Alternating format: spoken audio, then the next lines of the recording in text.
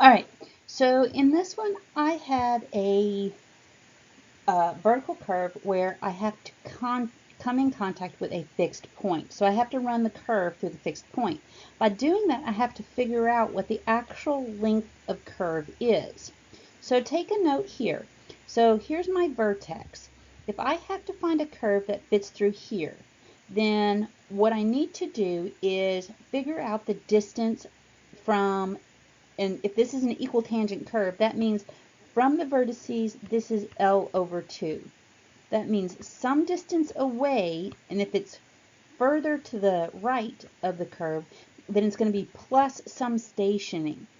However, if the vertical curve, if the point was over here, it would be some distance minus a station, okay, minus some x value here, okay.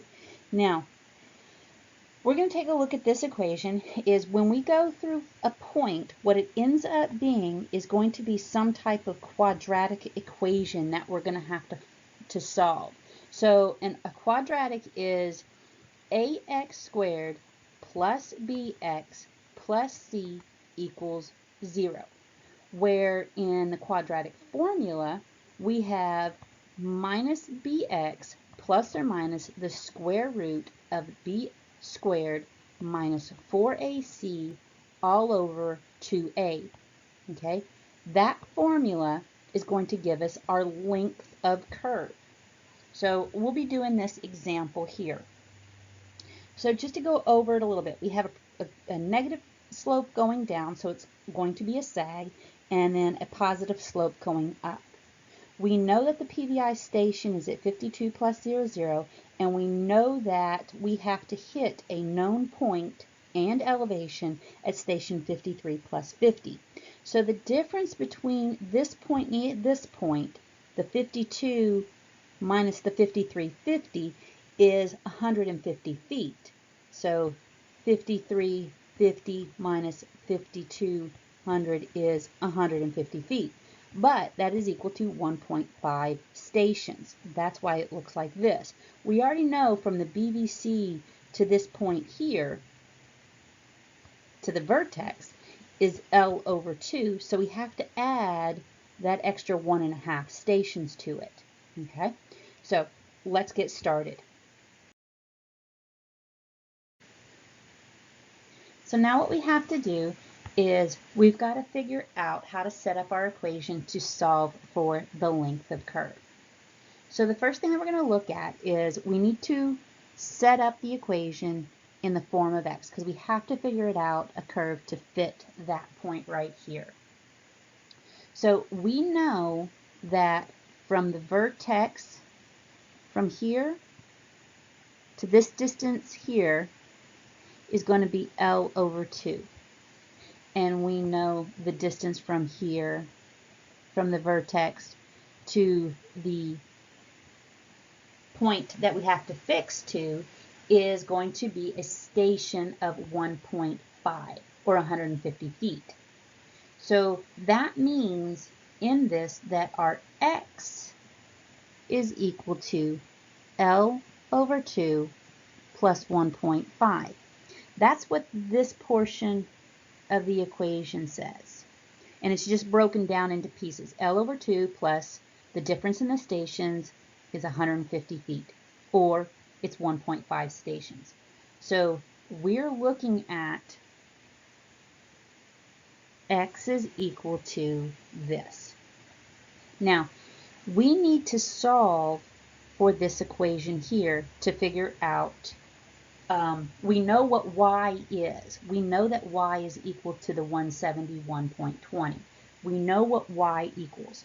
So now what we have to do is we have to solve for each of these components like we did previously. Okay, so here's our equations. R is equal to G2 minus G1 over L.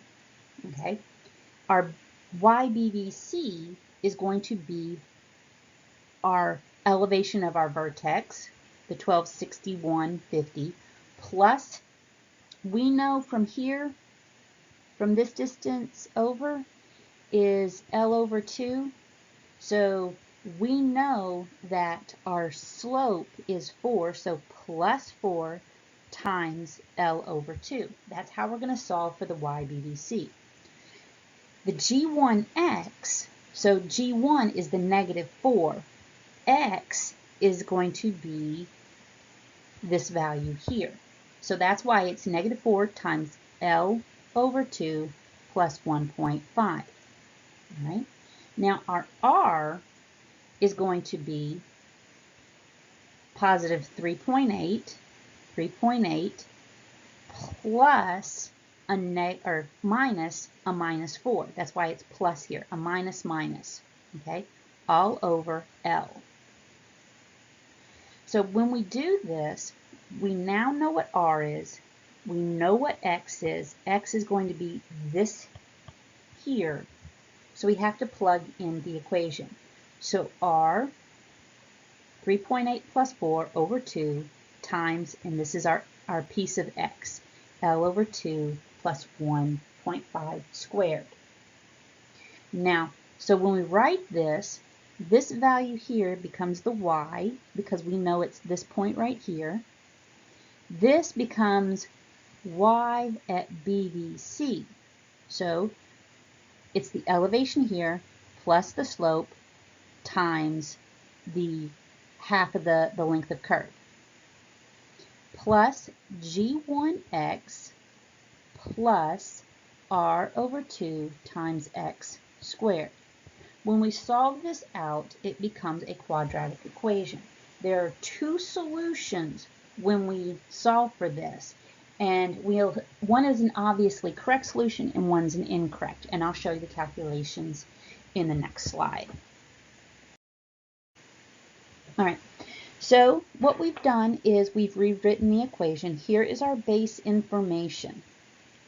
So we have y is equal to YBDC plus G1x plus R over 2x squared. So all I've done is said, okay, YBDC is equal to 1261.5 plus 4 over L2. G1x is negative 4 times L over 2 plus 1.5. R over 2x is 7.8 over 2L times L over 2 plus 1.5 squared. And we know that the y in this equation is 1271.20. So with all this information, I'm going to plug it in up here. Okay, so this is equal to y. This is YBDC. This is G1x, and this is R over 2x squared. Now the biggest thing that you have to do, and all of this is just basic algebra, so I'm going to let you look through it. Now what you have to recognize is when you multiply, when you have L over 2 plus 1.5 squared. So when you do that, this becomes, and you're going to say it's L over 2 plus 1.5 times L over 2 plus 1.5. Okay? You're going to use the old school FOIL method. You're going to multiply this times this. So it's going to be L squared over 4. And then this times this is going to give you 1.5 over 2 times L plus, and we'll multiply this times this, 1.5 over 2 times L plus 1.5 times 1.5 is going to be 2.25. So this is all going to reduce down to this portion of the equation here. All right, so you're going to have L squared over 4 plus 1.5 L over 2 plus 1.5 L over 2 plus 2.25. So it reduces down to L squared over 4 plus 3 over 2L plus 2.25. Okay, so I'm going to let you look through the math the rest of the way. It's going to plug in and then you're going to come down with two equations. These two equations, one of them is going to solve for an L of 911 feet, or 9.1158 stations, and the other one's going to solve for a station of 0.9876 stations. Remember, you have to multiply by 100, so it's either going to be 911 feet basically, or it's going to be 98.76 feet. So we know that this is going to be the more correct station length, because we're not going to have a little 98-foot vertical curve where we would have a larger vertical curve, and that should be a period and not a plus. 911.58 feet.